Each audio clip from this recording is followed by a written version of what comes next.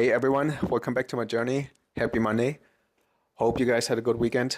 So today I wanted to come on and share another update since my last video. And if you have watched my last video, you know that my intention is to share more raw updates of my life and give you a glimpse into my journey of building an e-commerce store. So as maybe you watched my previous video where I shared that this year I'm going to take time off from freelance work. Previously, last year, the last few years, that is why I couldn't make so many videos. The last few years, I would just focus very much on my UX design business and serving clients. I had a wonderful client helping them to build their applications. And yeah, that took a lot of my mental energy. So at the end of last year, I decided to go all in on my e-commerce store and build it up because in previous years, I haven't really had the mental capacity to do that. So it was always kind of like on the side and never really took off. So that is why this year I want to focus more on it because where attention goes, energy flows, right? And yeah, it's been a good journey so far. I started with e-commerce a few years ago. I started out with FBA.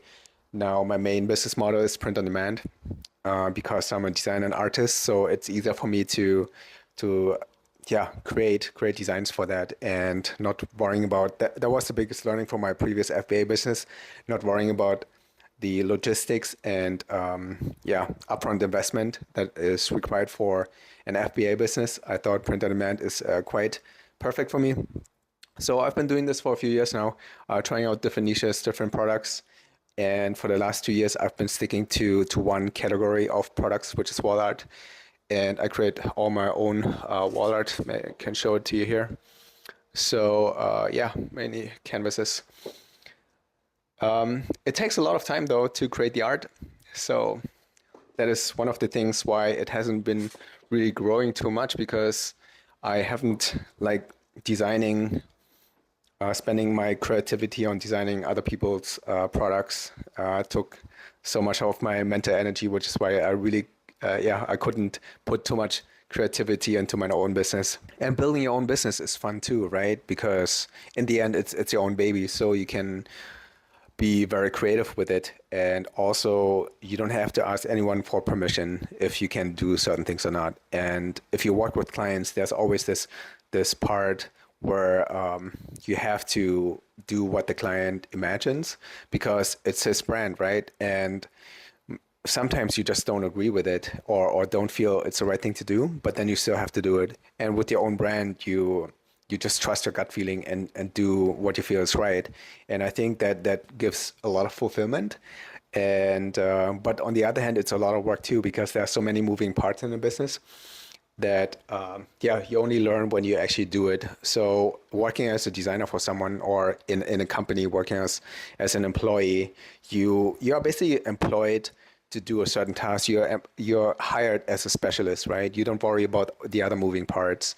But then when you have your own thing, there's like for me as a designer, the design part is just is relatively tiny because driving traffic, managing like technology that your store is running, customer service, all of these things take a lot of mental energy as well. And so there's a lot of small things you have to worry about and not just designing beautiful products, right?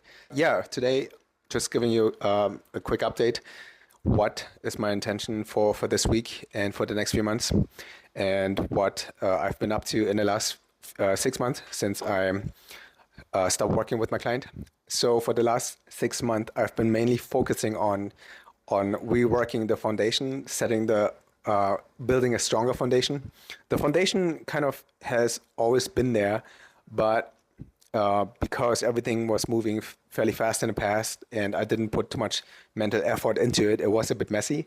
So this year I had to gain a lot of clarity where I want to go with this business and just cleaning up the store. So it's still a lot to do there. Automation systems haven't been really set up yet.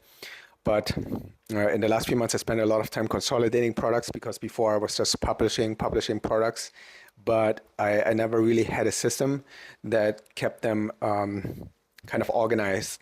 And so I spent a lot of time consolidating products, removing variations. So that in the future it becomes more easy for me to just publish new products.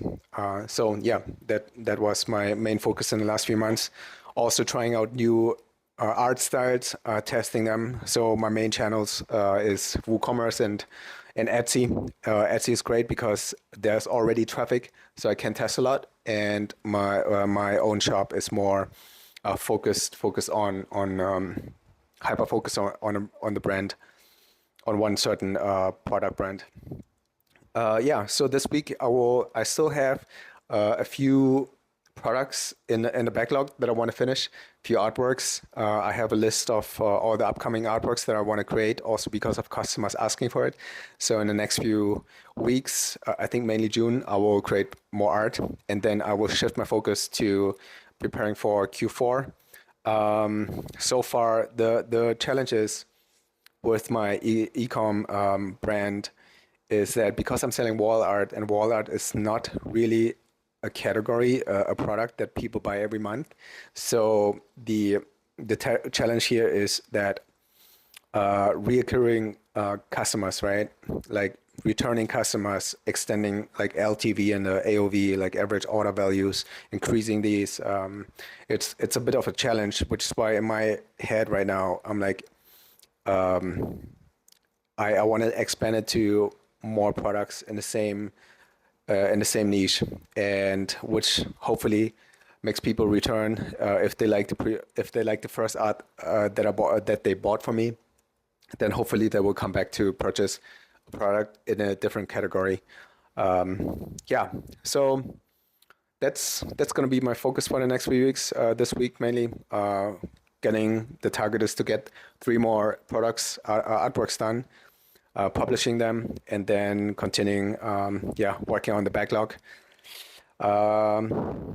That's it. So hopefully I can do, short episodes like this every week, giving weekly updates, weekly summaries, and just keep it very simple. All right, have a good week, everyone, and see you next week.